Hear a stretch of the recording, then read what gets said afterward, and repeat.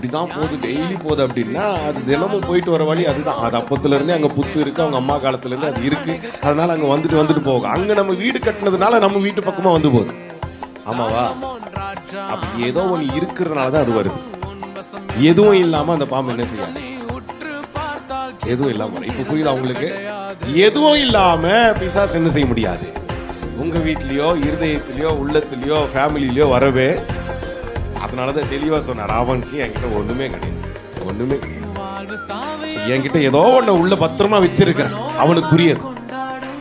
அதனால என்ன செய்யறான் அவன்? அடிக்கடி வந்து என்கிட்ட அட்டெண்டன்ஸ் போட்டு போறான். அதை விடுற வரைக்கும் என்ன விடவே, புரியுதுங்களா? அதை விட்டு நான் வெளியில வர வரைக்கும் அவனும் என்ன விடவே மாட்டான். ஏன்னா அவனுடைய வாசனை இங்க இருக்குல்ல, அவனுக்கு வேண்டியது இங்க இருக்குல்ல, அவன் வரும்படியான வேலை இங்க இருக்குல்ல. அதனால வந்துட்டு போயிட்டு தான் இருப்பான். அல்லேலூயா. என்னைக்கு முழுசுமா கடவுளுக்குன்னு நம்மளை ஒப்பு கொடுக்கிறோமோ அன்னைக்கு அவன் என்ன செஞ்சிருவான்? நம்மளை விட்டு